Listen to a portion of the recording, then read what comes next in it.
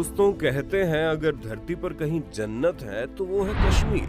खूबसूरत वादियां, बर्फ से ढकी चादरों की तरह, पहाड़ों की चोटियां और श्रीनगर में गहरी डल झील यहाँ की खूबसूरती को बयां करती है। और जब भी कश्मीर की बात होती है तो अब आर्टिकल 370 और 35A की बात आती है।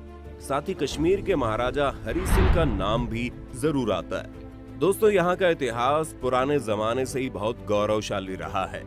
आज हम अपनी वीडियो में महाराजा हरि सिंह और कश्मीर के इतिहास की बात करेंगे। तो चलिए शुरू करते हैं। जम्मू कश्मीर भारत का अभिन्न अंग है। आजादी के बाद जम्मू कश्मीर भारत का हिस्सा बना, जिसके लिए एक इंसान को जिम्मेदार माना जाता है। वो है जम्मू कश्मीर के आखिरी राजा हरि सिंह। इन्होंने 26 अक्टूबर 1947 को एक ऐतिहासिक फैसला लिया, जिसके बाद कश्मीर भारत का हिस्सा बन गया। भारत और पाकिस्तान के बंटवारे के बाद ही कश्मीर दोनों देशों की दुश्मनी की वजह रहा। जम्मू कश्मीर भारत में अकेली ऐसी रियासत थी जहां पर जनसंख्या तो ज्यादातर मुसलमान थी, लेकिन वहां पर राजा हिंदू थे। अब बात करते हैं हरि सिंह के वंश की। हरि सिंह डोगरा वंश के थे। इस वंश के सबसे पहले राजा गुलाब सिंह थे और इन्हीं के पोते थे हरि सिंह। 21 सितंबर 1895 को हरि सिंह का जन्म जम्मू के अमर पैलेस में हुआ और इनके पिता महाराजा अमर सिंह थे। हरि सिंह ने 23 सितंबर 1925 को कश्मीर रियासत की राजगद्दी संभाली। हरि सिंह ने अपनी जिंदगी में 4 शादियां की और वरिष्ठ कांग्रेस नेता और लेखक करण सिंह राजा हरि सिंह के बेटे हैं। 13 साल की उम्र में हरि सिंह अजमेर के मायो कॉलेज में पढ़ने के लिए चले गए और अगले ही साल उनके पिता की मौत हो गई। इसके बाद उनके चाचा प्रताप सिंह को जम्मू कश्मीर का राजा बनाया गया। 20 साल की उम्र में हरि सिंह को जम्मू कश्मीर का मुख्य सेनापति चुना गया और महाराजा हरि सिंह ने 1925 में जम्मू कश्मीर रियासत की बागडोर अपने हाथ में ले ली। हरि सिंह आजकल की या आधुनिक सोच विचार वाले इंसान थे। गद्दी पर बैठने के बाद राजा हरि सिंह ने अपनी रियासत में वैश्यावृत्ति, बाल विवाह और शिक्षा जैसी परंपरा को खत्म कर दिया। उन्होंने राज्य में सभी के लिए प्राथमिक शिक्षा को कंपलसरी कर दिया। यह उस वक्त एक बड़ा कदम था जो राजा हरि सिंह ने अपनी रियासत को एजुकेशन देने के लिए उठाया था।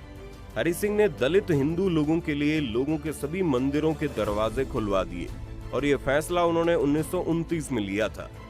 हरि सिंह ने अपने शासन काल में जाति प्रथा, वैश्यावृत्ति जैसी प्रथाओं को खत्म करने के लिए और कई सामाजिक सुधार के काम किए। महाराजा हरि सिंह मुस्लिम लीग और उनकी सांप्रदायिक सोच के खिलाफ थे और दूसरे विश्व युद्ध के टाइम पर 1944 से 1946 तक शाही युद्ध मंत्री मंडल के सदस्य भी रहे। 26 अक्टूबर 1947 को महाराजा हरि सिंह ने जम्मू कश्मीर का भारत में विलय उसी संवैधानिक विलय पत्र के आधार पर किया, जिसके आधार पर बाकी रियासतों का भारत में विलय हुआ था। उस वक्त महाराजा हरि सिंह ने विलय पत्र में लिखा था कि मेरे इस विलय पत्र की शर्तों में भारतीय अधिनियम 1947 के किसी भी संशोधन के जरिए बदलाव नहीं किया जाएगा, जब तक मैं खुद इस बदलाव के लिए तैयार ना हूं।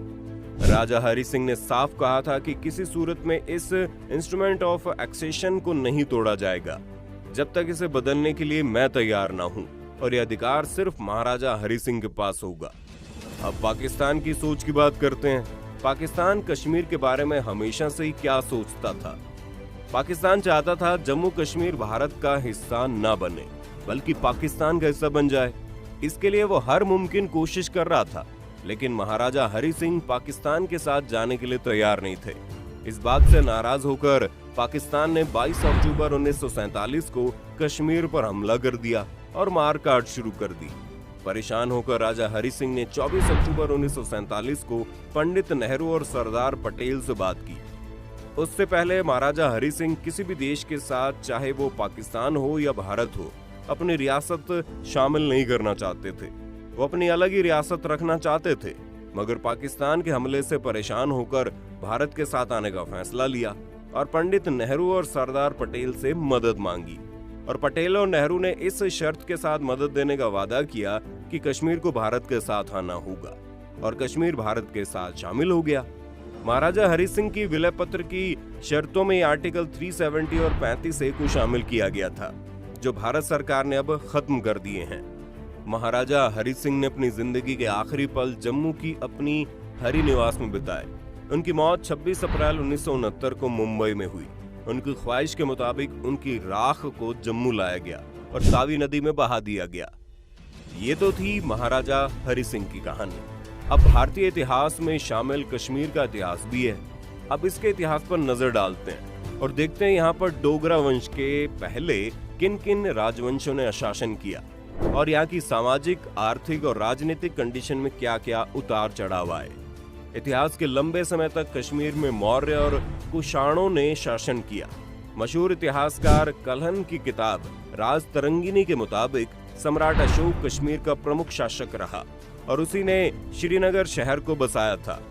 अशोक के शासनकाल में कश्मीर में बौद्ध धर्म का प्रचार हुआ। हालांकि ये भी माना जाता है कि कश्मीर का पुराना नाम सतसीर था, जिसका मतलब होता है पानी से भरा। ऋषि कश्यप ने इसे बाहर निकाला और इन्हीं के नाम पर इसका नाम कश्मीर पड़ा। कश्मीर के राजा कनिष्क के टाइम पर कश्मीर में चौथी बौद्ध संगति हुई।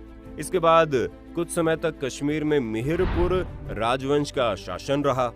इसके बाद में कश्मीर में शैव दर्शन का विकास हुआ। धीरे धीरे बौद्ध धर्म के कमजोर पड़ने पर यहाँ हिंदू धर्म का प्रचार हुआ और कश्मीर संस्कृत के पंडितों का केंद्र बन गया। 7वीं सदी में दुर्लभ वर्धन ने कश्मीर में शासन किया।